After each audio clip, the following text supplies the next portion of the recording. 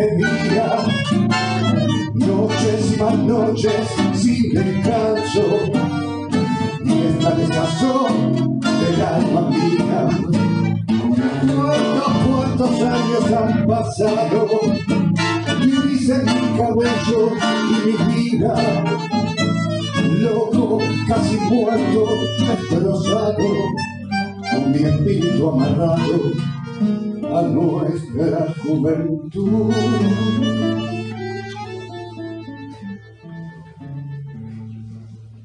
Más frágil que el cristal fue mi amor junto a ti. Cristal, tu corazón, tu mirar, tu reír, tus sueños y mi voz y nuestras vidas te esperando suavemente en tu balcón. Y ahora solo sé que todo se perdió, la tarde de mi ausencia. Ya nunca volveré, no sé bien, nunca más.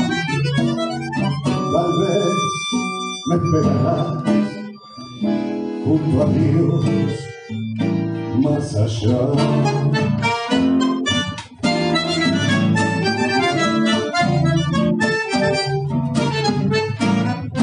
Todo para mí se ha terminado, todo para mí se torna olvido, de la rica enseñanza me he dejado. Esas horas negras que he vivido,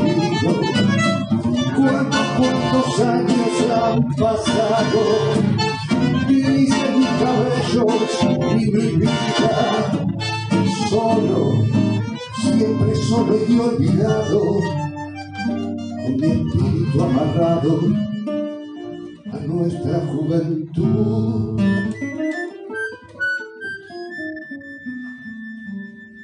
Más frágil que el cristal fue mi amor junto a ti. Cristal, mi corazón, tu mirar, tu reír, tus sueños y mi voz y nuestra piel, velando suavemente en tu balcón. Y ahora sé que todo terminó, la tarde de mi ausencia. Ya nunca volveré, lo sé bien, nunca más. Tal vez me esperarás junto a Dios más allá.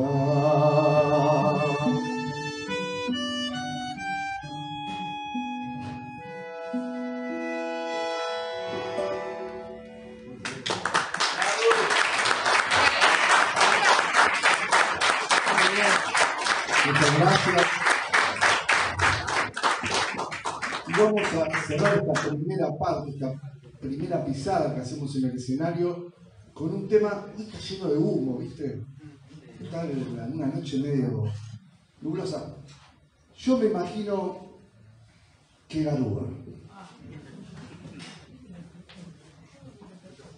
Garúa. Ah, perdón. Él se imagina otra cosa.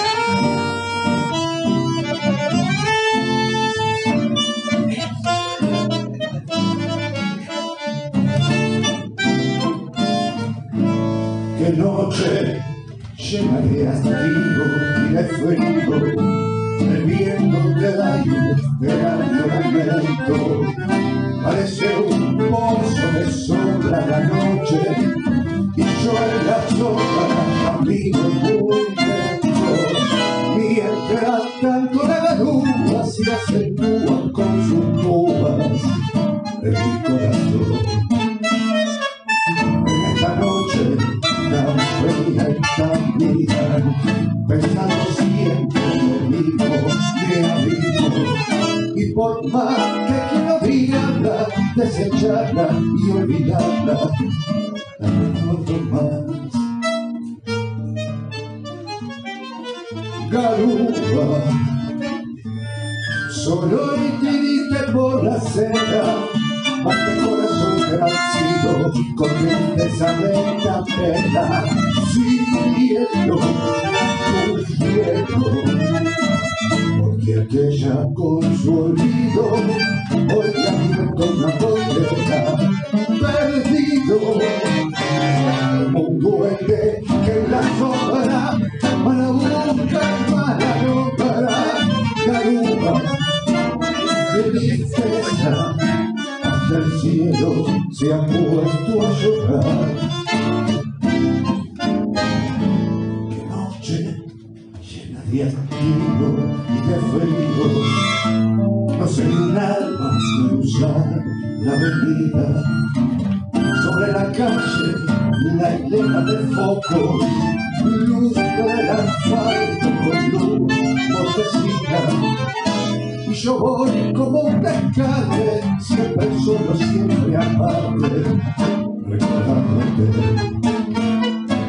la gota de charco de mi alma, hasta los huesos calados y helados, y humillando este tormento, todavía pasa el viento, empujándome.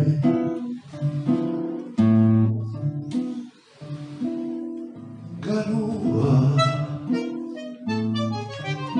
solo y triste por la acera, este corazón transido, con tristeza de esta pena, sintiendo un hielo, porque aquella con su olvido, hoy le ha abierto una condena, perdido, como un duende de la sombra, para buscar, para lograr, Garúa, tristeza, hasta el cielo se ha puesto a llorar.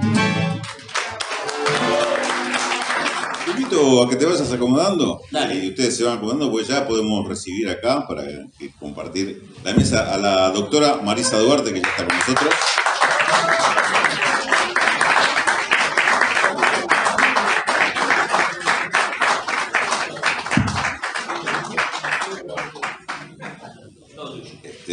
Bueno, la última vez que te digo doctora en la noche.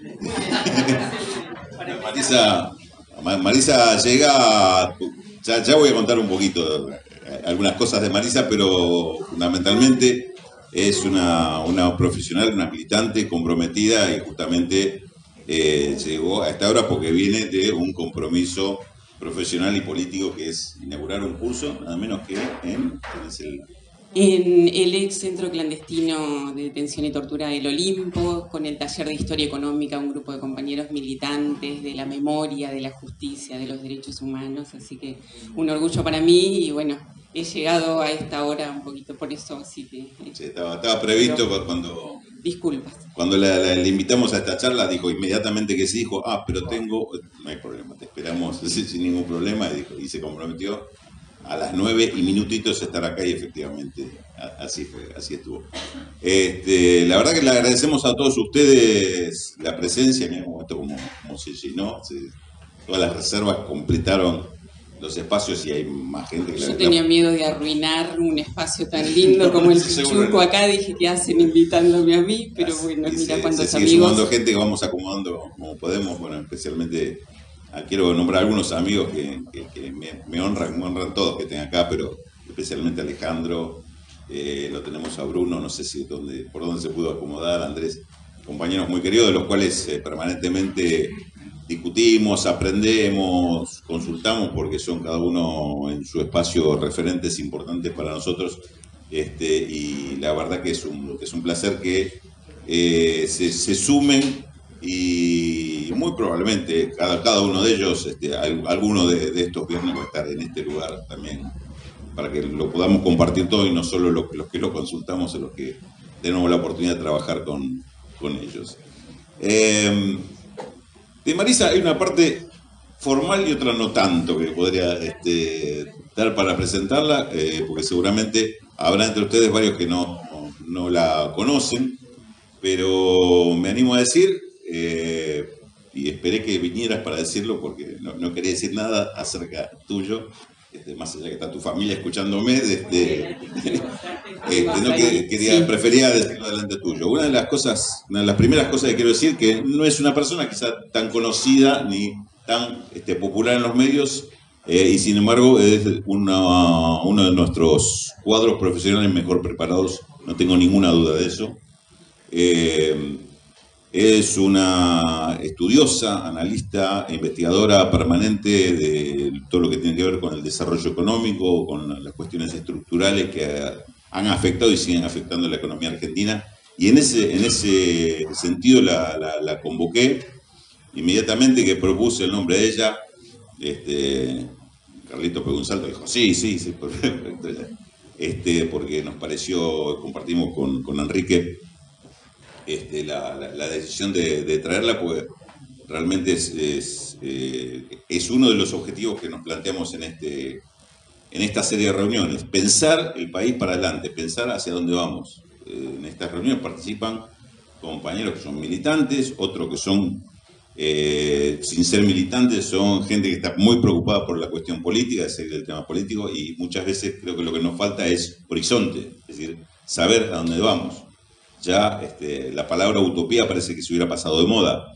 Es decir, eso de tener objetivos y tener por lo menos claro el sueño que uno tiene, de eso parece que no se discute y estamos permanentemente discutiendo la coyuntura. Me voy a sentar porque ya con esto empiezo un poco a dar mi parte en todo esto.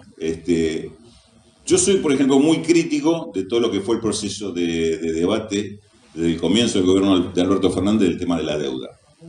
No discutíamos el tema de qué vamos a hacer con la deuda, cómo vamos a resolver y qué es lo que buscamos resolver con la deuda para desatarnos la mano y poder hacer, y qué vamos a hacer luego de desatarnos la mano, sino que discutíamos si está bien, está mal la deuda, y los que están a favor entonces quiere decir que están convalidando lo de Macri, y no que hay que hacerle juicio. Sí, que hay que hacerle juicio, había que hacerle juicio, indudablemente, pero el juicio iba más allá del tema de reestructurar la deuda o discutir cómo nos sacábamos de encima el sello de la deuda. Y se podía hacer parte de la discusión, de decir, bueno, decimos que no al FMI, le cerramos la puerta y lo ignoramos. Algunos podrían pensar eso, otros no pensábamos que esa era la solución, pero sí una solución que permitiera plantearnos una política de desarrollo, de crecimiento, recuperación, primero recuperación, crecimiento, desarrollo, pero que esto no invalidara un proyecto político económico.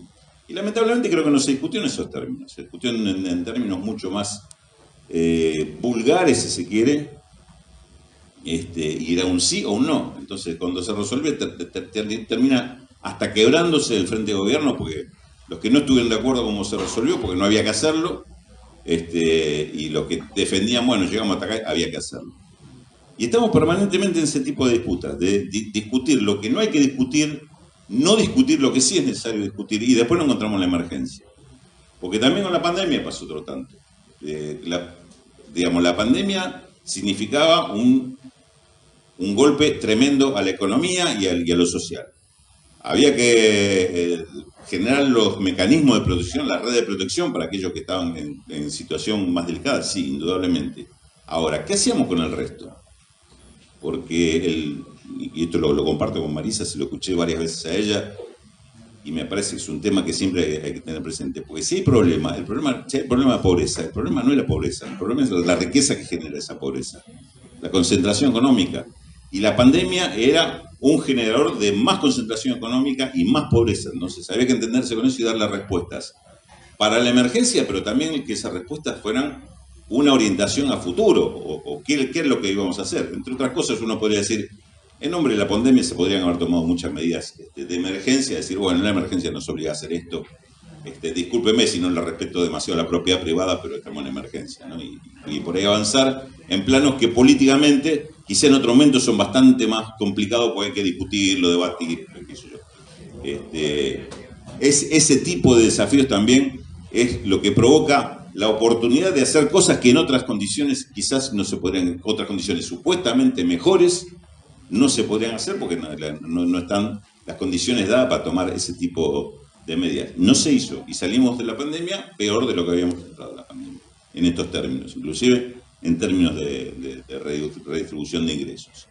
Y si llegamos a donde estamos hoy, otra vez estamos en una situación, lo describía bien Carlos, con medidas de emergencia, es decir, bueno, estamos al borde del precipicio, ¿qué hacemos? Y no hay tiempo de discutir demasiado, estamos al borde del precipicio, hay que ver cómo hacemos para primero no caernos y después si podemos ir un par de pasitos para atrás para no estar tan cerca del borde. Se acabó la posibilidad de discutir en lo inmediato y me parece que hoy nos vamos a dar la oportunidad, que yo aspiro a eso y le invité a Marisa para eso, para poner el horizonte, la mirada un poquito más adelante y ver hacia dónde queremos ir. ¿Qué es lo que queremos hacer con esta economía, con esta política? ¿Cómo construimos ese futuro? Hay algo que está claro. Puteando y volteando el gobierno, viene la oposición que tenemos y seguro que por ese camino no es. Seguro que por ese camino no es. Entonces, la construcción hay que hacerla en ese borde de precipicio en el que estamos, mal que nos pese y por más que cueste. Podemos juzgar, podemos evaluar por qué se hizo lo que se hizo para llegar hasta acá, pero la tarea es construir desde el momento y la situación en que estamos. Me parece que es un poco el desafío y más allá no los niego los cuestionamientos, yo les propongo hacer un momento de pausa para reflexionar sobre ese futuro que queremos lograr, porque tenemos ante nosotros, repito, una de las profesionales más capacitadas y que más trabajó en este tema. Quiero aprovecharte, Marisa, en ese sentido, de darnos un poco la perspectiva de qué es lo que puede hacer este país, qué es lo que puede tener este país como proceso de desarrollo, qué nos falta o qué hemos descuidado. Te hago así el primer pie, pues no es una pregunta, se ha abierto para que vos elijas por dónde querés arrancar. Bueno, hay muchísimos temas atravesados en la pregunta que planteas, porque esta situación no es inédita. Forma parte de la forma de funcionamiento de las clases dominantes argentinas.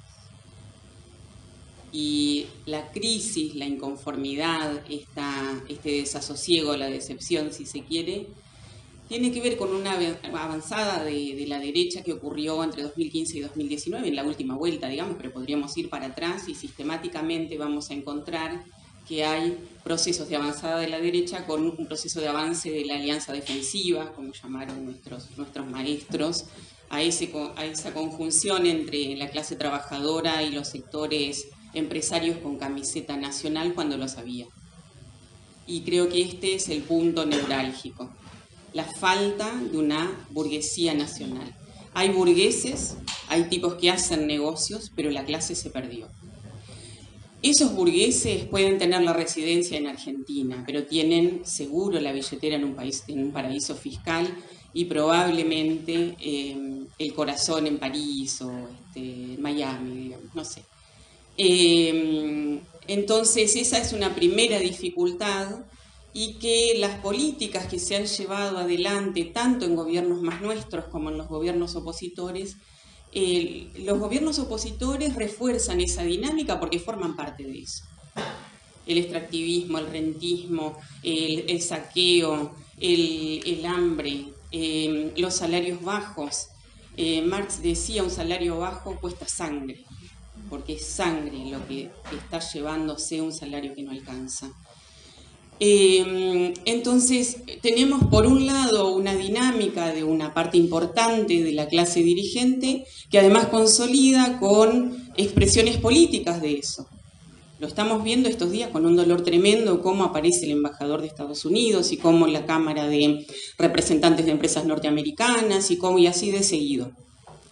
Entonces tenemos ese fenómeno por un lado que es estructural. Y por otro lado, la alianza defensiva, que tiene el karma de que es acusada y estigmatizada y responsable de todos los males, digamos que es algo que el neoliberalismo consolidó como una ideología, ir en contra del Estado, de la clase trabajadora, de sus organizaciones, de que no haya salarios buenos, de que el subsidio, esta discusión medio tonta en la que se entra con los movimientos sociales, yo diría buena parte de la clase obrera inglesa hoy vive de un subsidio, porque Thatcher dijo cuando implementó las políticas neoliberales en el Reino Unido, un subsidiado no protesta y un trabajador sí. Contra todo eso es contra lo que estamos. Ahora, ¿qué es lo que pasa cuando llega la alianza defensiva? Que les decía, tiene toda esta cuestión de remontar una situación que incluso en nuestras propias bases de sustentación nos cuesta sostenerlo por el bombardeo constante, por un lado el ejercicio del consenso, pero también hasta de la represión. Y entonces, ¿cuánto aguanta un pueblo que es sometido incluso a la represión, a la persecución política, de la cual forman parte una corporación judicial detestable, medios de comunicación absolutamente fuera de toda razonabilidad y intereses económicos clarísimos? Entonces los gobiernos nacionales y populares intentan más o menos, si pensamos por ahí en el kirchnerismo, que fue lo mejor de sí de las últimas décadas, digamos, que pudo dar el peronismo, no consigue una transformación de fondo respecto de ese funcionamiento de las clases dominantes. No consigue ponerla en caja. Y acá me voy a otro lado, y van a ver ustedes que no soy economista, por más que tengo formación de economía y mis maestros, a los que agradezco tanto, han sido todos entre la sociología y la economía, es que el sistema democrático no está pensado para controlar al poder. Nuestra Constitución da para cualquier cosa.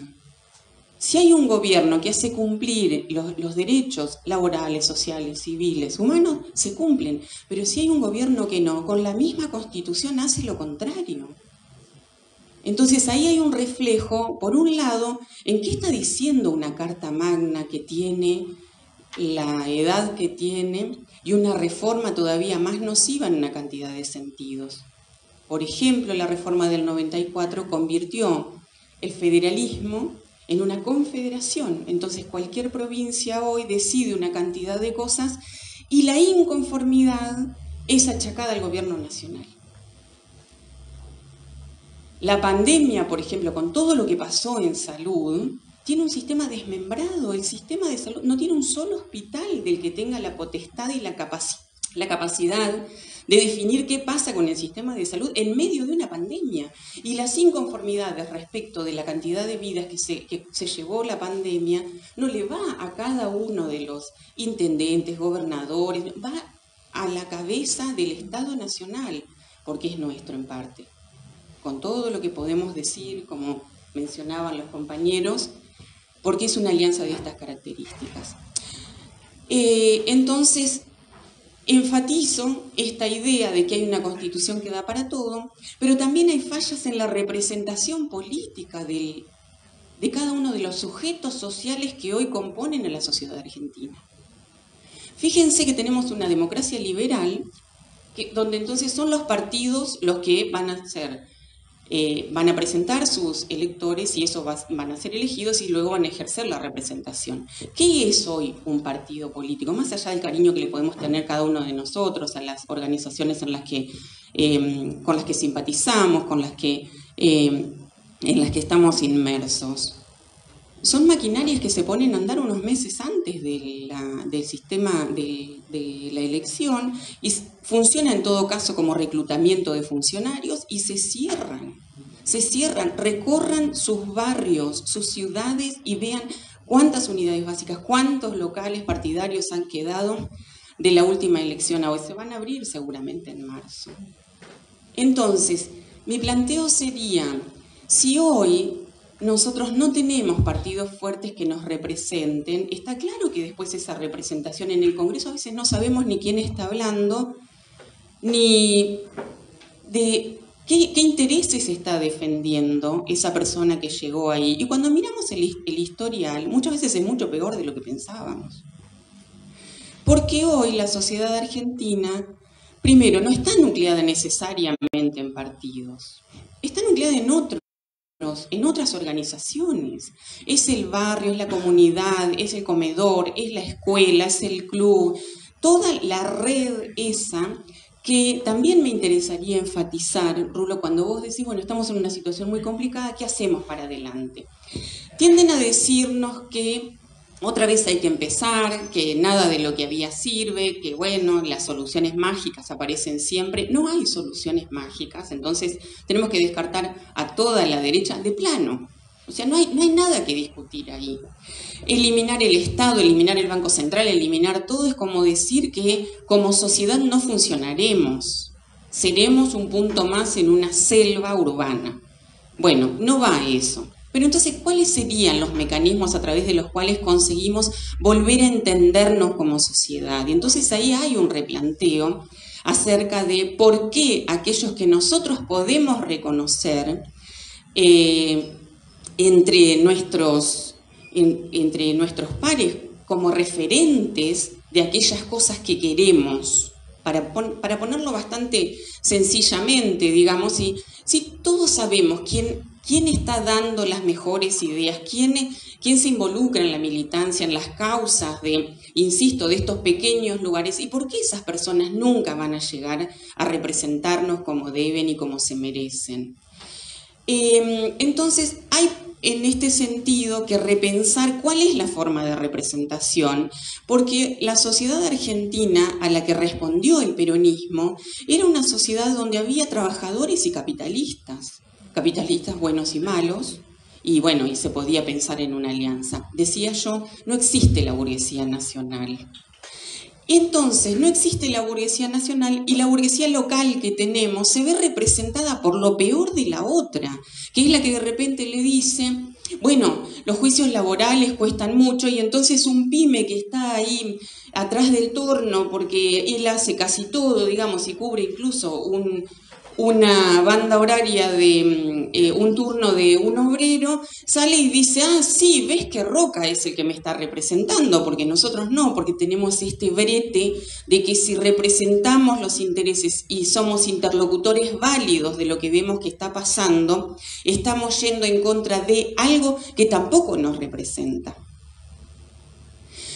La sociedad argentina hoy no tiene trabajadores ocupados de por vida, que viven de un salario, que tienen una movilidad social ascendente. Eso se quebró en el 76.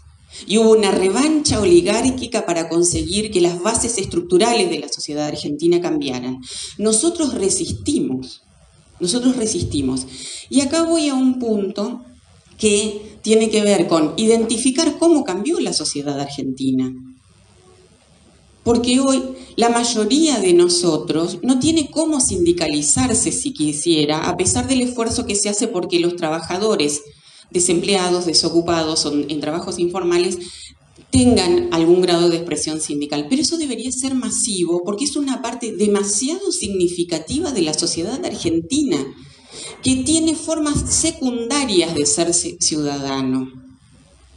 Entonces, ese es un punto central para que después se resuelvan otras cosas, porque otra cosa que me gusta decir es que nosotros podemos tener millones de problemas económicos, pero las soluciones son políticas en una sociedad moderna. No hay que ir a buscar al especialista en finanzas, lo tenemos si no acá al amigo que podría ser uno, o al especialista en que, porque la idea puede ser brillante, pero si no tiene una fuerza social que la sostenga, no importa. Por eso yo también esquivo la discusión sobre las razones y quién es más inteligente y quién puede más, porque me interesa más caminar con los compañeros que ganarle la discusión a alguien. No nos ayuda en este momento de desorientación ponernos a discutir la letra chica, sino cuáles son los procesos de fondo que nos trajeron a este lugar, que hoy parece que no tiene alternativas, pero que la tenía un poquito más atrás. No hay que ir a 50 años para decir que había una alternativa. Si yo construyo el pensamiento único, después no tengo otra cosa que una sola cosa que hacer. Pero esa forma de plantearme el futuro es una construcción a la que nos empuja sistemáticamente el poder. Ahora, ¿cuál es la forma que nosotros tendríamos de contrarrestar eso? Lo que hacemos. Esta sociedad no consiguieron quebrarla cuando ha habido procesos políticos, como por ejemplo el de la dictadura, que tuvo los efectos económicos similares a los de una guerra. Un bombardeo hubiera producido menos destrucción de recursos, de capacidad instalada en la industria, que lo que produjo la dictadura. Y fue el primer escalón descendente de una historia, es cierto, de arranque y parada, de que se avanzaba y se retrocedía, de cuellos de botella, de toda la historia económica que nosotros conocemos, pero hasta el 76 esa tendencia fue ascendente. A partir del 76 la tendencia en la que estamos es descendente, donde hay etapas donde se contiene, que podríamos pensar, el kirchnerismo fue claramente una etapa de intento de ascenso, pero a partir de 2011 claramente se sigue la pendiente hacia abajo. Entonces, tenemos un problema serio, digamos, en esta capacidad de responder, pero si ni siquiera la política de la dictadura, que fue feroz en términos económicos, en términos represivos, de eliminación de dirigentes de organizaciones sindicales que estaban discutiendo las ganancias, por ejemplo, en todo el cordón de zona norte, la discusión central de las comisiones de base era esa. Pasó todo lo que pasó, costó en vidas todo lo que costó, y sin embargo, ese modelo, con toda la fuerza y todo, no consiguió legitimarse, y en el 83 pierde. En el 83 se dan una cantidad de conjunciones adversas que hacen más la deuda, que sería un capítulo aparte. Después llegan los 90 y tampoco consiguen quebrar todo, porque sigue siendo el movimiento sindical, por ejemplo, para esa porción de los trabajadores que están representados, tremendamente fuerte, con todo lo que podemos decir que nos gustaría cambiarlo, que podríamos plantear, bueno, cambiemos lo que está mal, pero si hay alguien que quiere que no estén ni siquiera estos dirigentes sindicales, son esa alianza de derecha que está todo el tiempo presionando. Entonces, hay ahí una capacidad de plantarse que terminará de discurrir el proceso económico para ver cuándo se termina de dirimir una estrategia de hacia dónde ir, tarde o temprano aparecerá, pero luego toda la parte excluida de la sociedad también está organizada, también hace cosas y también tiene una red latente que, en principio y nada menos, sostiene y consigue garantizar las condiciones de vida de una parte importantísima de la sociedad argentina. Que tiene estos intermediarios que se someten a discusión, sí, lo generó el sistema. Entonces pensemos después cómo se resuelve eso, pero no podemos ponernos a enjuiciar que hay movimientos sociales que tienen determinadas formas de funcionamiento y mecanismos de acaparamiento de recursos, porque también es insignificante respecto de cómo se ha comportado históricamente lo que fue la patria contratista, todos los grupos económicos locales y hoy todas las grandes empresas en alianza con las empresas transnacionales, muchas de las que antes fueron contratistas del Estado, que se hicieron a la sombra del Estado y de la teta del Estado, se alimentaron durante muchísimas décadas, hoy tienen sede en cualquier paraíso fiscal, desde Uruguay a las Islas Vírgenes Británicas o lo que sea. Todo este combo es lo que, por un lado, tenemos que tener en cuenta cuando vemos lo difícil que es avanzar contra esta estructura de la derecha. Ahora, está claro que esta otra alianza que para mí tiene que reeditarse considerando a los nuevos sujetos sociales realmente existentes y que tienen que pasar a ser protagonistas de la escena política. No de la movilización social y de la resolución del hambre, sino un horizonte para todos nosotros. Es difícil, yo diría que es difícil en este momento que estamos tan complicados, pero el peronismo lo que hizo fue transparentar una sociedad que había cambiado desde los años 30, desde la crisis del 29 en adelante. Nosotros estamos procesando la crisis del 2008 y habrá que ver cómo se dirime ese partido.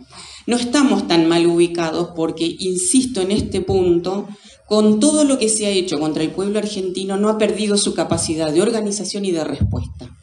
Me parece que ese sería el punto que a mí me gustaría recuperar, porque que estemos todos aquí reunidos para conversar estas cosas me parece que es para valorar y muchísimo, pero para poder, digamos, sumarnos, juntarnos y apenas aparezca la brújula, saber que todos deberíamos ir hacia algún lugar, que rumbearía por este lado que yo digo en términos generales. Después podemos hablar de cosas más específicas. Bueno, le dije, yo les avisé que nos iba a hacer pensar, reflexionar. Quisiera primero acentuar algunas cuestiones que planteaste, ¿no? Porque afortunadamente decía, nos acompaña un experto en finanzas, por allá atrás hay expertos en temas de energía e inclusive industriales que conocen mucho el tema del desarrollo industrial y compañeros que han estado muy cerca de Marcelo Diamant, por ejemplo. Y además de lo que planteé al principio, el orgullo de que nos estén acompañando, cada uno de ellos que es especialista y quizás personas brillantes en lo suyo, cada uno de ellos saben que la solución es política, no hay que esperar iluminados que nos vengan a decir qué es lo que se debe hacer, ¿no? Esto de que no hay magia que planteabas, Marisa. Y bueno, en la presentación que te hice omití un montón de cosas que vos aclaraste. La compañera es socióloga, doctora en sociología, títulos acá en Barcelona además, pero además y esto sí me lo vas a dejar decir, es directora de la revista Realidad Económica, que es uno de los medios que nos permite a los que nos interesa este tema siempre encontrar artículos, esta es la revista, artículos interesantes, muy profundos, que también nos hacen pensar mucho, que bueno, yo la tengo acá como corresponde a mis limitaciones tecnológicas, prefiero leerla acá y no por internet o qué sé yo, por dónde, que también sale, es accesible la revista por medios digitales, así como Zoom del compañero Carlos Benítez, como lo que hacemos desde Motor Económico. Y cuento una anécdota antes de darte la palabra, Carlos, disculpame. Como cuando arrancamos con Motor Económico, algunos de los compañeros que están acá nos han acompañado desde el principio. Era año 2016 y el planteo que nos hicimos es: necesitamos algún medio que represente lo que creíamos, entendíamos en ese momento iban a ser los dos ejes de la pelea político-económica con el gobierno que arrancaba, que era el de Mauricio Macri. El tema de la producción y el empleo van a ser los ejes que nosotros tenemos que plantear como eje de la disputa. Y empezamos a juntarnos con dirigentes y personalidades de distintos sectores a proponer: nosotros queremos hacer esto, nos acompañan, qué les parece, qué opinan, qué aportarían. Y me acuerdo de una reunión con dirigentes, empresarios pymes, interesantísima la reunión, se dieron un montón de ideas eran 4 dirigentes que estaban con nosotros, con Héctor Sosa y conmigo. Héctor, el negro Sosa es el editor de Motor, y en un momento de la discusión, cuando ya habíamos avanzado, bueno, habíamos resuelto la mitad de los problemas del mundo, más o menos en esa reunión, yo le digo: ¿y ustedes están en tal organización, tal federación, asociación? El resto de los dirigentes pymes, ¿cuántos de esos dirigentes, por lo menos de las conducciones, están con las ideas que ustedes tienen? No somos nosotros solos, los demás hacen lo que decía recién Marisa, escuchan a Roca y creen que el presidente de Chile los representa. O la UIA, se creen que la UIA son sus intereses y que el populismo viene para aumentarle los costos del salario y los juicios y qué sé yo. Bueno, esa era la pelea.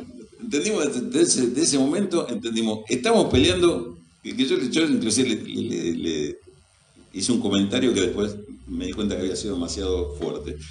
Me suele pasar. que le digo, ustedes están, bueno, primero viene a venderle la idea, están entusiasmadísimos en la idea, pero es un medio de comunicación lo mío, yo voy a tratar de que se conozca todo esto que está pasando. Ahora, si ustedes no se defienden, van a desaparecer. Mi misión va a ser que la gente se entere que desaparecieron, pero no voy a cambiar esa realidad si los propios pymes no se dan cuenta que se tienen que defender a sí mismos y con otro proyecto, y no creyendo que a la vuelta de la esquina dice, bueno, lo que se decía en el 2016, más de uno lo recordará. Bueno, ahora estamos mal, pero seguramente en 2017 nos toca todo. Se creían parte del proyecto, se creían parte de la solución macrista. Bueno, contra eso, a eso me refiero cuando digo, tomo tu concepto y me lo apropio y digo, la interpretación que hago del doble código, de discutir con aquellos que no entienden de qué lado están parados, que no están parados de acompañar al ganador, sino que van a ser la víctima del que está ganando en ese momento y el triunfo que ellos están respaldando. Bueno, no, un poco para también aportar y que la compañera pueda redondear algunas cosas de lo que estamos charlando. A mí me parece que hay cosas que son, obviamente, para mí hoy la economía está metida en la cuestión de la geopolítica, siempre para mí, pero bueno, más que nunca hoy, porque me parece que el mundo va camino a modificarse profundamente, ¿no? Me parece que la situación de la guerra de Ucrania, China, Rusia está marcando ese tiempo y que yo creo que en Latinoamérica, a partir de esto que estamos hablando, hay lo que vos decías recién, hay un malestar de la democracia, porque no se cumple el objetivo que tiene que ser la democracia. Me parece que eso hace que Estados Unidos, a pesar de su etapa, digamos, en declive, pero que falta mucho, sigue metiendo la mano en todo donde puede. Y yo creo que es notorio esto, por ejemplo, lo que acaba de hacer en Paraguay y lo que hizo el embajador hace unos días, ayer creo que en la reunión, donde opinaba, como en otro momento, si hubiésemos tenido un poco de independencia política, hubiésemos casi digo, andate a tu país. Porque creo que sobre todo se anticiparon en Paraguay a lo que viene pasando en esto que vos decías, la democracia insatisfecha, la democracia, el malestar de la democracia. Es lo que pasó en Chile, pasó en Ecuador, pasó en Colombia, donde ellos se están anticipando. En Paraguay, el mismo de vos, se anticipan a eso porque no tienen claridad que pueda pasar, a ver, una revuelta en Paraguay, un estado de movilización como la que pasó en Chile, puede pasar otro gobierno que tampoco le responda a ellos. Entonces hicieron una jugada magistral que fue, como hacen ellos, que son los buenos y los malos, la doble democracia, la doble vara, y que no, este es corrupto, cuando ya Carter hacía muchos años que trabajaba para ellos, para la DEA. Entonces me parece que era raro que ahora descubran que es el mayor corrupto del Paraguay. Y en el caso de la Argentina yo creo que no me parece a mí que es difícil, por algunas de las cosas que vos planteabas, o sea, primero que todo porque acá hubo peronismo, y hay peronismo, y eso es muy difícil modificarlo. Me parece que la situación, digamos, más allá del deterioro, yo creo que es una crisis de dirigentes, fundamentalmente, hay una profunda crisis de dirigentes.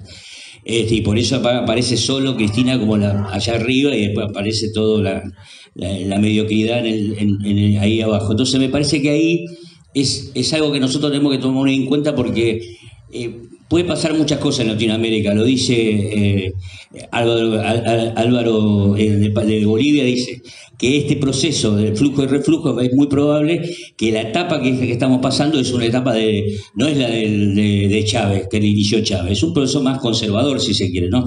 Y que bueno, que habrá que estar preparando una nueva clase dirigente que pueda avanzar y no estar tan a la defensiva.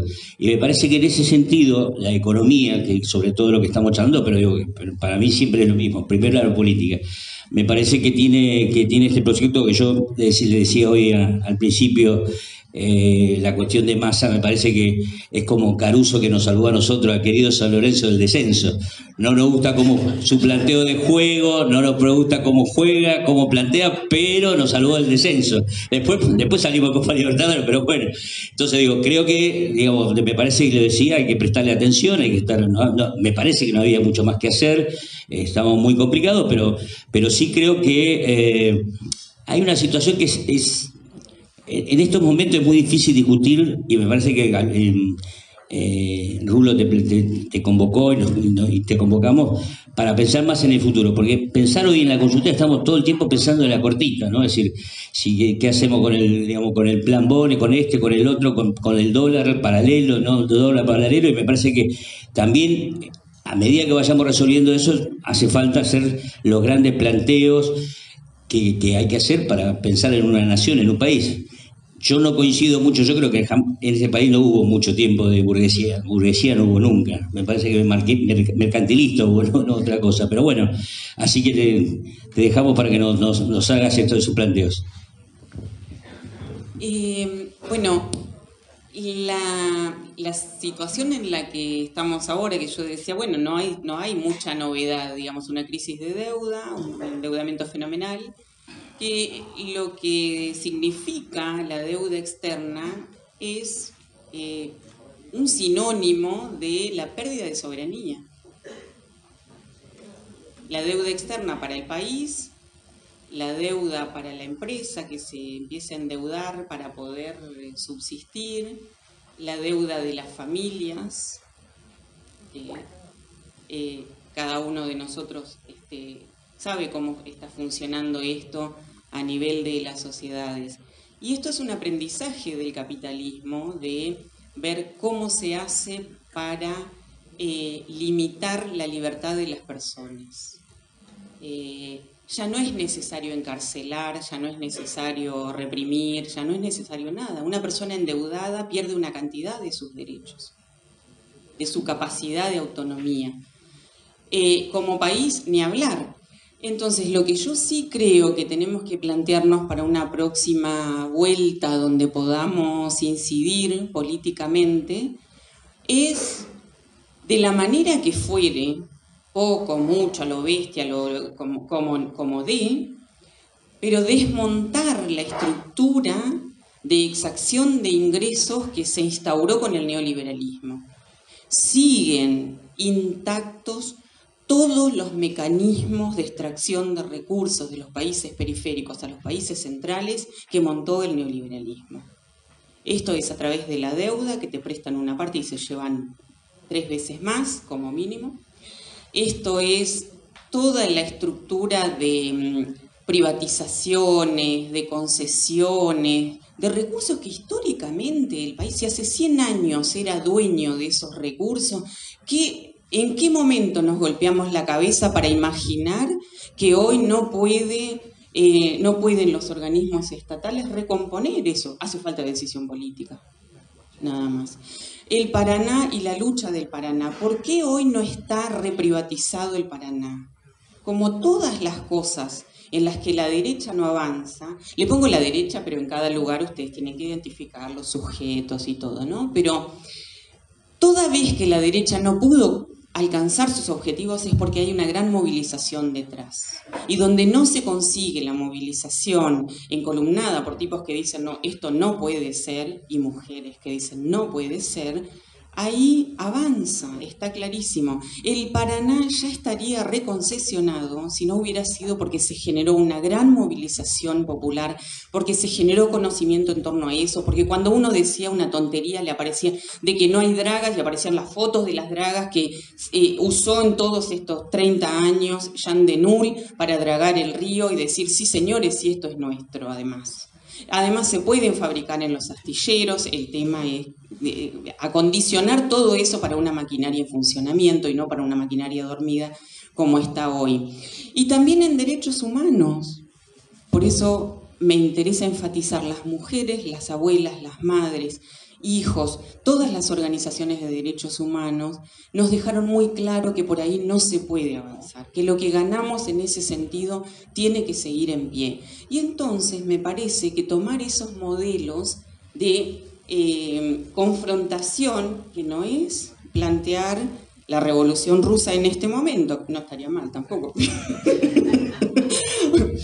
pero digo, un proceso de transformación hacia otra dirección. Coincido en que lo que está faltando es que construyamos las dirigencias que nos merecemos, porque me parece que como pueblo nos merecemos dirigencias muchísimo más valientes, comprometidas y arriesgadas de lo que hemos tenido. Otro ejemplo, por ejemplo, de cadenas que nos atan al imperio. Los 58 tratados bilaterales de inversión que se firmaron en los 90 y que Argentina no denunció ninguno. Y eso es un telegrama de 2 renglones donde el presidente de la Nación dice, se da por denunciado el tratado, muchas gracias y hasta la próxima, y caduca, creo que alguno pone un plazo de 3 meses, otro de 4 meses. Esos tratados son cesiones de derechos. Funciona además la cláusula de nación más beneficiada. Entonces, si yo le di el beneficio al Congo, porque el Congo estaba en una hambruna para que se lleve el trigo a menor precio, me lo reclaman todos los importadores del trigo de Argentina, por ejemplo, para dar un caso muy grosero, ¿no? Yo revisé el Tratado Bilateral de Estados Unidos y dice, tiene una vigencia de 10 años, se firmó creo en el 93, 94, con lo cual la primera caducó en el 2004, pero a partir de ese 10º año se puede denunciar cuando quiere el país. ¿Esto puede ser que alguien no lo sepa? No, todos lo sabemos. Ahora, ¿por qué sigue vigente eso? Porque hay quienes se benefician de esos mecanismos. Y hay quienes cobran por la complicidad con ese sistema. Eso es el neocolonialismo. Hay intereses que pueden estar afuera o acá o donde sea, pero hay operadores que lo facilitan, que van a hacer lobby, que van a tratar de poner a sus representantes, que van a bombardear con medios de comunicación para que todos terminemos votando ese tipo de propuestas. Yo creo que ese sería el camino para cuando esta gran sociedad que tenemos vuelva a sintonizar con dirigentes que encabecen las luchas para poder darle una direccionalidad política clara. Hay un itinerario de ruta y después hay cosas muy concretas. Bueno, Rulo se ha cansado en las organizaciones en las que colaboramos sistemáticamente, se trabaja por el conocimiento en este sentido, el compre nacional, hoy el compre a las cooperativas, a todo ese mundo organizado del trabajo. No puede ser que el Estado esté pagando 3, 4, 5 veces más los productos, a veces que ni siquiera se necesitan, porque vemos en las escuelas cosas no necesarias, pero porque el contratista que tiene, el proveedor que tiene el acuerdo con el gobierno le dice: en nuestra escuela, por ejemplo, pongan un ascensor. Y no hay ningún chico que necesite el ascensor en la escuela. Anulan 4 aulas de escuelas saturadas, explotadas de chicos, pero se pone un ascensor en una escuela que tiene una planta arriba, para subir a una planta. Y no hay lavandina para lavar un baño en plena pandemia, por ejemplo. Entonces, ese tipo de cosas me parece que tienen que ver con plantearse un poco la sociedad en la que estamos, las necesidades a las que hay que responder y, por otro lado, en esa dirigencia un apego muy cercano a lo que son los espacios de militancia, que son los que realmente conocen qué es lo que pasa en cada barrio, en cada comunidad, y que sufren a la par de sus compañeros las penurias. Y estamos en una situación inédita en términos del sufrimiento social que producen la acumulación de este tipo de políticas, y esperamos que en la próxima elección no se nos vuelva a pedir que votemos al menos malo. Nos merecemos candidatos de los que podamos volver a entusiasmarnos, a enamorarnos, a decir, bueno, que esta reunión sea no solamente para pensar, sino para decidirnos a, bueno, qué es lo que está haciendo falta, qué es lo que tenemos que salir a hacer, dónde hay un compañero que sufre, una compañera que necesita algo, y salir a resolver cuestiones. El funcionariado queda neutralizado si hay una coalición que es electoral y que después no trabaja la modalidad de ejercicio del poder, que es lo que nos ha pasado en esta última vuelta. Es necesario reconstituir la autoridad, y la autoridad es en parte consenso, es negociación, pero en última instancia es ejercicio de la autoridad con las herramientas que sean. Y si yo digo que hay que expropiar a Vicentín, no puedo mandar a un fiscal en un autito a que 300 personas en una plaza los saquen corriendo. Me parece de una inoperancia que realmente no entra en la cabeza de absolutamente nadie. Intente cualquiera de ustedes hacer algo fuera de la ley y verá lo que le pasa. Yo tengo ganas de preguntarte otra cosa, pero no les da ganas a ustedes de aplaudirla por lo que acaba de decir.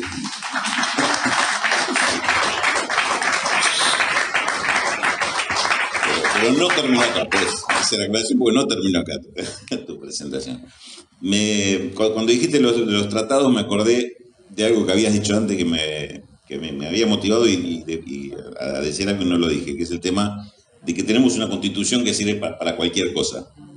Para hacer esto a favor o absolutamente en contra de eso mismo amparado en la Constitución. Hay una cuestión que tiene, yo linkeo esos dos temas y me lleva a otra cuestión, el tema de la justicia.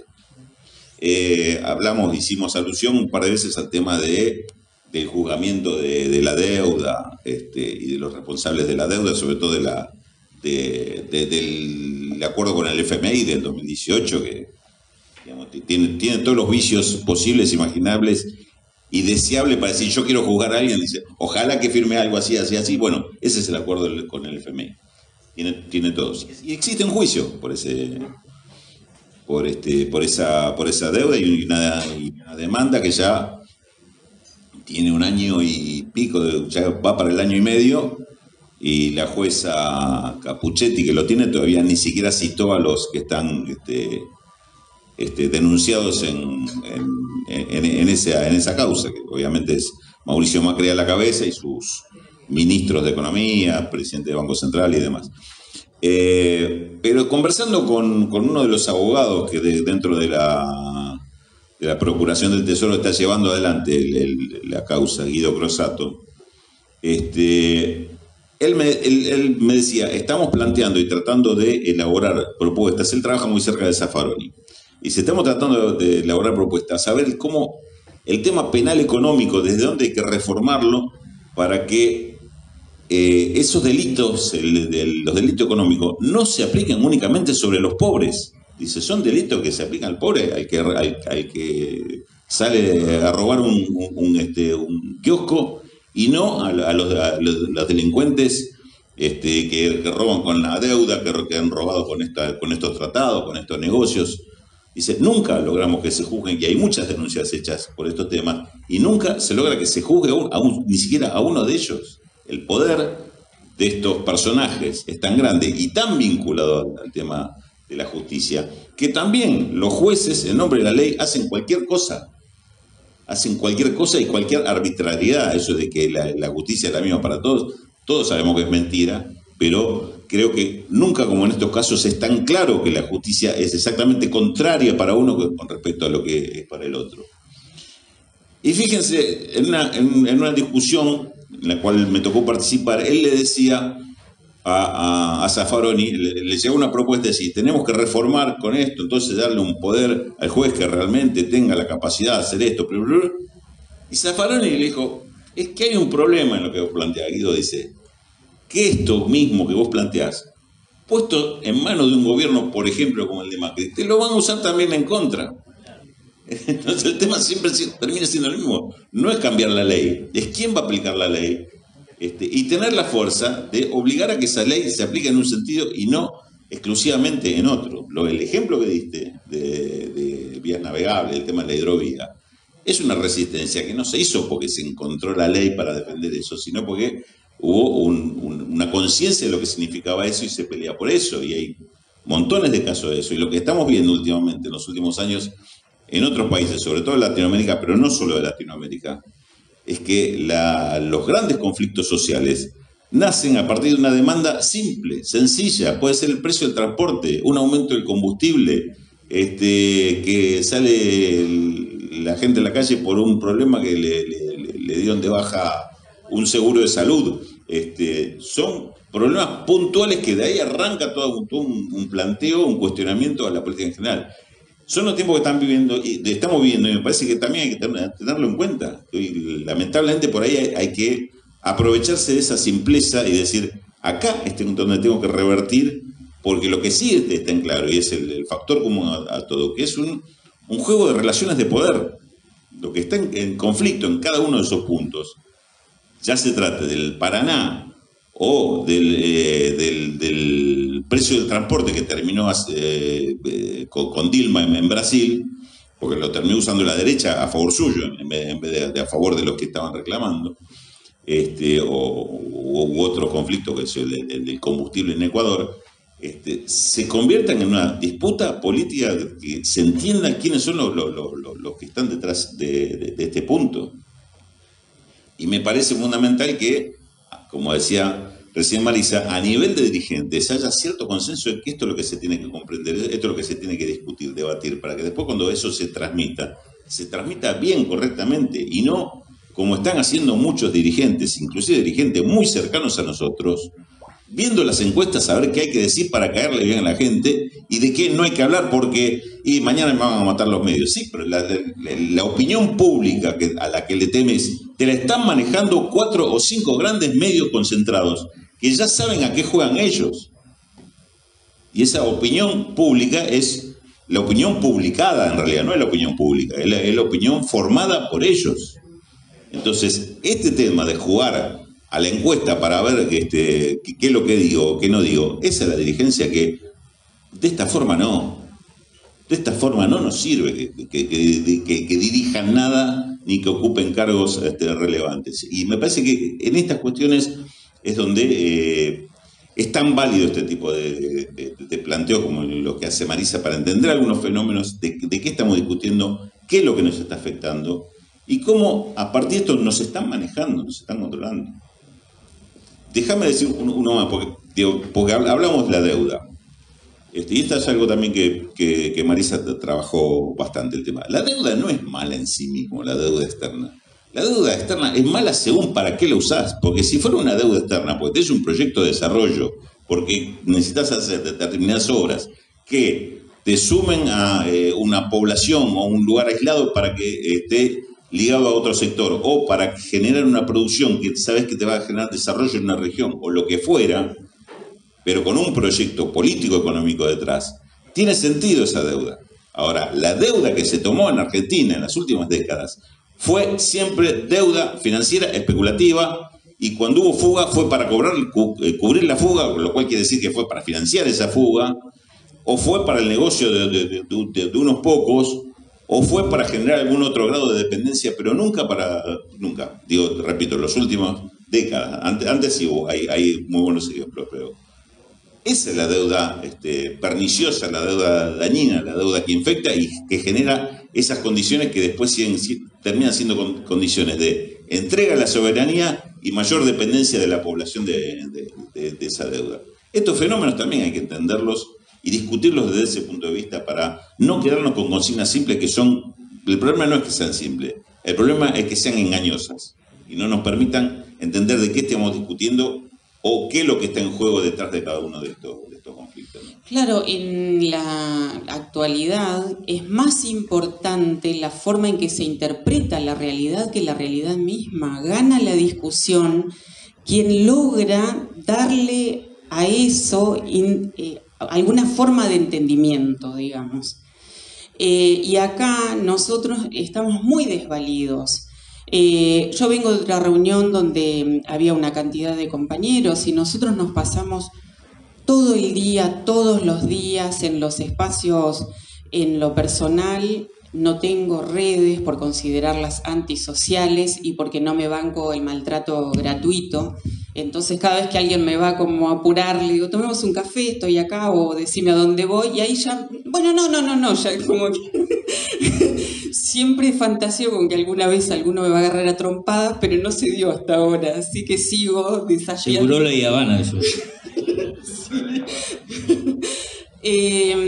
Entonces, digo, nosotros nos pasamos muchísimo tiempo tratando de recuperar las excelentes ideas que tienen los compañeros, de contribuir a darle forma a que si alguien tiene una propuesta, ya sea para la industria, para reconstituir algún área específica de la industria, para la educación, para lo que fuere, de darle impulso, de salir después de explicarlo y de todo. Nos pasamos la vida con eso. Ahora, ¿cuántos se enteran? Si después en media hora de uno de estos canales cualquiera se desbarata absolutamente todo.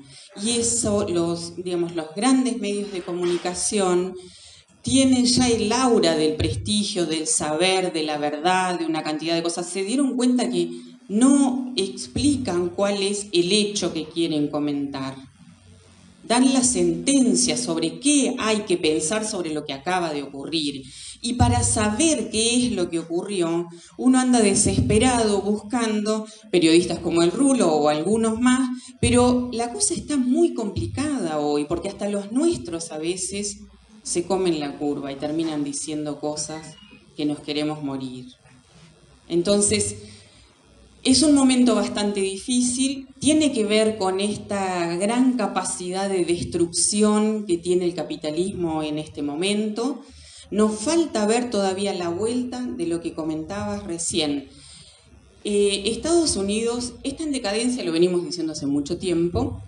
El eje Asia-Pacífico es ascendente, pero las transiciones estas, y tratándose de chinos, puede llevar mucho tiempo, porque van a esperar.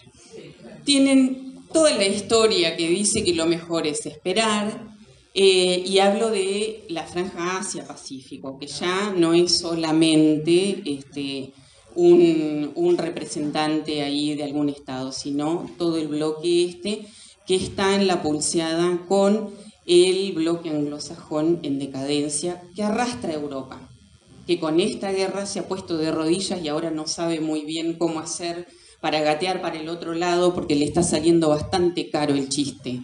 Ahora, la bestia herida es más peligrosa que la bestia tranquila, digamos. 2, una bestia herida de haber salido mal de una cantidad de conflictos bélicos generados en Medio Oriente, no sé, hay infinidad de países que sufrieron los intentos de avance y muchísimos de esos conflictos siguen abiertos porque no los han podido cerrar. Entonces, frustrada esa idea de que voy ahí, destrozo un país y me quedo con sus recursos, bueno, parece que no es tan difícil y que no es tan fácil, y que cuando se han creado grupos de choque, los grupos de choque después cobran lo propio.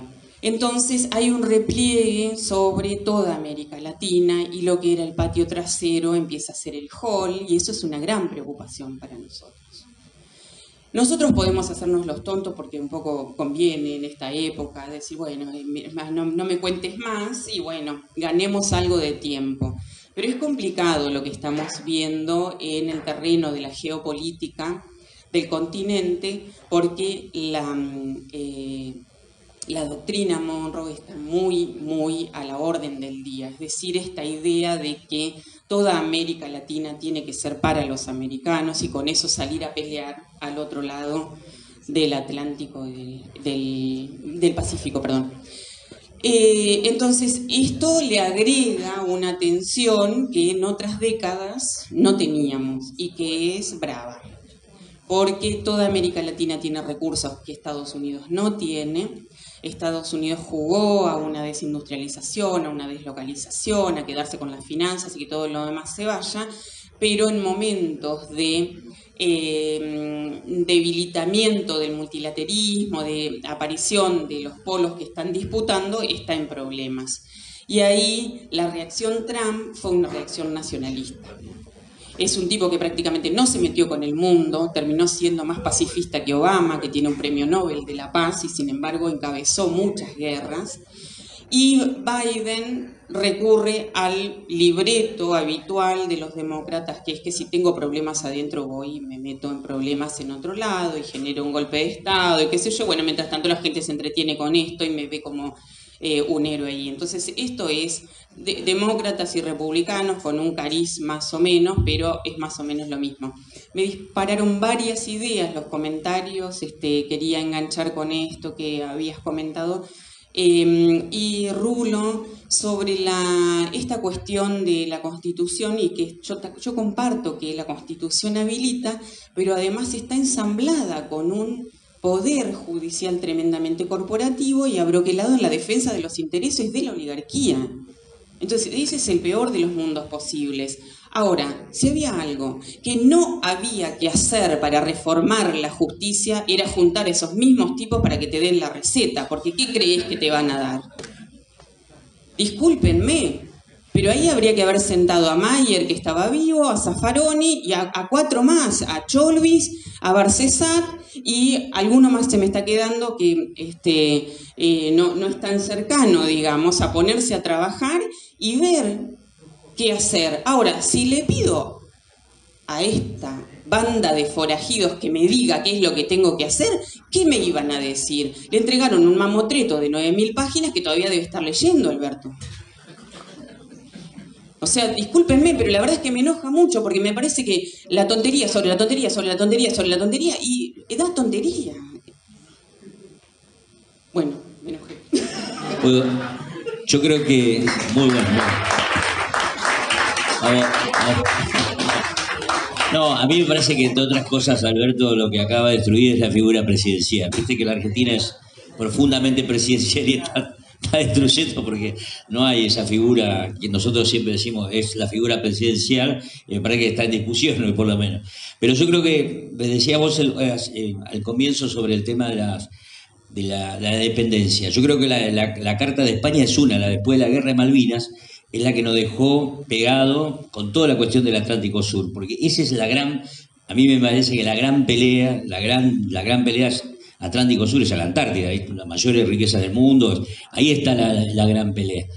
Y me parece que lo otro es que yo lo dijimos con Peretti acá, en la noche aquella, sobre el tema de la trampa de la Constitución del 94. Para mí es una Constitución que hay que reformarlo, sí o sí, porque es una Constitución neoliberal. Mirá que es tan neoliberal que preferimos la de la derrota de Rosas, o sea, ¿entendés? Me parece que habla de cosas, por ejemplo, el del subsuelo. La constitución de la otra constitución vieja decía que el subsuelo era la nación. Ahora resulta que cualquier cacique provincial es dueño de ese subsuelo. Por eso hay este problema del litio y que Morales puede decir, bueno, mañana me vendo lo mío, el petróleo, etcétera, etcétera. Es peligrosísimo. Porque siempre se pensó que, claro, porque si vos vas por las partes, el poder económico internacional va por las partes, compra un gobernador, compra a los diputados provinciales y ya está. Y entonces me parece que, digamos, la Constitución es la que está en cuestionamiento. Me parece que es una Constitución liberal que no tiene nada que ver con el tiempo que estamos viviendo. Es como cuando Pinochet, el pinochetismo le dejó atado de pie y mano a la sociedad, a Chile, y vino todo lo que quiera, vino el progresismo, vino todo lo de izquierda de Chile, pero no pasó nada, al contrario. Y por eso pasó lo que pasó, que decía Rulo, ¿por qué cosas puntuales la gente? Bueno, en Chile empezó por el boleto de subtes, los chicos, ahí entonces me parece que nosotros estamos acá en una situación donde estas cosas, es decir, siempre estamos discutiendo lo urgente y no lo estratégico, siempre la táctica y no, digamos, la estrategia. Entonces, la Constitución es un tema que nosotros deberíamos, como decís vos, es como, es decir, tener siempre preparado, discutiendo entre los compañeros, no solo los compañeros constitucionalistas, sino la política, porque para mí es eso, la política tiene que discutir y prepararse, porque la Argentina es algo que siempre nos llama la atención a todos, ¿no? Que siempre da sorpresa, para bien o para mal. Entonces, me parece que vaya a saber uno qué va a pasar, porque por ahí tenemos la sorpresa, ahora no, estamos en la retaguardia, estamos a la defensiva retrocediendo, si se quiere, pero... yo confío mucho porque este pueblo todavía tiene mucha memoria colectiva de muchas luchas, por supuesto muchos fracasos, pero también fueron muchos de las cosas que pasaron fueron también gracias a un pueblo dirigente y una clase dirigente, que sigo diciendo, si no hay una clase dirigente como la gente es muy difícil. No es que el pueblo se autoorganiza, eso no es así, no es lo que dice Alberto, se autodepone, no. Es una clase dirigente, es la que tiene que emerger y eso es lo que nos está faltando. Sí, yo tengo siempre esperanza, que es una palabra que me gusta. Borges había escrito El tamaño de mi esperanza, que yo lo leía y me decía, eso no puede ser de Borges, seguro que lo inventaste, porque no escribiría Borges algo así, así que lo tengo por ahí. Sí. Entonces, digo, la esperanza creo que hay que sostenerla porque es parte, y se le puede llamar de muchas maneras, digamos, pero es una parte de verse más a largo plazo. Yo creo que hay cosas que se ven y cosas que no se ven, y que las que no se ven tienen una fuerza a veces más poderosa, latente, que está ahí expectante a que se den, a que se combinen algunos factores. Entonces me parece bien, yo participo en ámbitos donde se discute sistemáticamente esto de la Constitución, pero hay constitucionalistas geniales. ¿Y por qué no hay una Constitución? Porque eso tiene que tener un movimiento social que le dé carne, si no es letra muerta. O podríamos agarrar cualquier constitución de cualquier país hermano que nos parezca y la pasamos por aquí y está. No va por ahí. El proceso de constituyente es tan importante porque si la deriva esta se detiene y nosotros recomponemos en el año 2023 con dirigentes que se parezcan más a lo que a nosotros y lo que nosotros queremos, bueno, se podrá empezar una reconstrucción, dudo de eso. Ahora, si esto sigue así, la resistencia a estas cosas en algún momento va a emerger. O sea, no hay posibilidad de que se le dé al pueblo sangre, sudor y lágrimas sistemáticamente. En algún momento eso se termina, y sobre todo en Argentina, porque insisto en la red latente que hay de organización social que permite que eso tenga una dirección, a diferencia de países extremadamente neoliberalizados donde no hay referencias a las que atarse. Cuando en Chile emerge el conflicto, se destruye la ciudad durante 2 años sistemáticamente, porque lo único que había que hacer con el régimen ese después de 30 años era destruirlo. Y destruirlo quiere decir que se rompieran las vidrieras, todas las oficinas públicas, todas las viviendas, todos los autos que estaban en la calle, que se atentara contra absolutamente todo. Ahora, esto está pasando, la inconformidad que produce la gran heterogeneidad está ocurriendo en todos los países, incluidos los países centrales. Cada uno con su matriz política, con sus marcas, con su ADN social. Digamos, no hay ningún país que hoy esté suelto de cuerpo y diciendo, ah, bueno, a mí esta no me toca. Hasta los países escandinavos están atravesando por problemas que nunca vieron. Y la gran heterogeneidad hace muy difícil la representación de estos movimientos. Por eso yo digo, el mapeo de quiénes somos hoy los argentinos para ver de qué manera nos insertamos en la representación política de igual a igual, porque no tiene que haber ciudadanos de segunda. Todos tenemos el derecho a tener la representación política que nos merecemos en igualdad de condiciones, y eso sería una democracia más o menos razonable. François Dubé es un escritor francés que escribió un ensayo muy cortito que es muy interesante, que tituló La época de las pasiones tristes. Y tiene que ver con que hoy el sujeto está constituido en un ideal que no le pertenece y al que no va a llegar. Porque si tiene un buen sueldo, seguro que tiene alguna dificultad para alguna otra cosa. Si le dan un ascenso, tiene el doble de trabajo. Si consigue unas horas más, resulta que no se las pagan como que lo que deben. Que si el de al lado tiene un plan y entonces no trabaja, que si y esto lo panea en pleno París, digamos. Y él dice, claro, pero es que lo que no se está resolviendo son las razones que están, las causas que producen todas estas inconformidades. Y entonces la política pública lo que viene a hacer es acentuar los problemas hasta que viene con la represión, porque no hay otra posibilidad. Entonces me parece que amerita repensar, y esto un poco por mi forma de pensarlo tal vez sale un poquito de lo que por ahí más específicamente puede tratar Rulo, los compañeros aquí conversando, pero me parece que tenemos que tener un registro en ese sentido, porque es un mundo que está en transición y no sabemos a dónde, y no sabemos qué papel se nos va a asignar. Ahora, los países de América Latina, la División Internacional del Trabajo dice que tienen que exportar recursos naturales, sus su territorio, sus bienes, sus riquezas. ¿Vamos a luchar contra eso o vamos a plegarnos como propone el Consejo Agroindustrial Argentino, que es recibido por todo funcionario que quiere hoy conversar? y nosotros tenemos que patear con documento tras documento, tras documento, tras documento, e ir a tocar cada puerta del Congreso, cada municipio, cada gobernación, para ver si conseguimos que nos acompañen y entonces se den cuenta que podrían hacer una modificación en una clasificación de empresarios para que las cosas no sean tan difíciles, o que los trabajadores podrían tener un acceso más fácil al empleo y demás.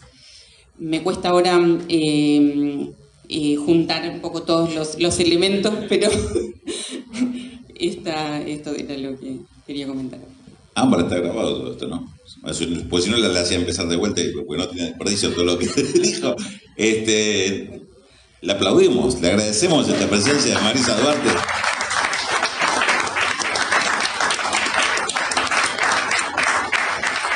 Tengo que decir que para mí es un orgullo estar acá, las palabras de Rulo, el cariño, estoy viendo las caras, me gusta mucho ver las caras, espero que nos podamos ahora abrazar un poquito. Acá está toda mi familia, que si no la menciono después voy a tener reclamos en casa. Y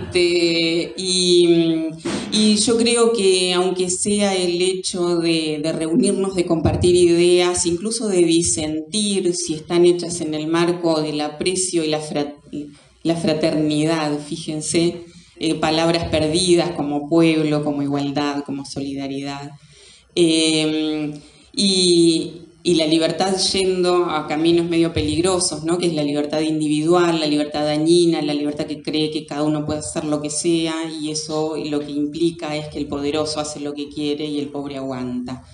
Hemos retrocedido en términos de derechos para nuestro pueblo, con lo cual es probable que de ahora en más solo quede ganar terreno. Y yo apuesto y me van a encontrar siempre en esos espacios. Así que muchas gracias por haberme invitado y hasta la próxima.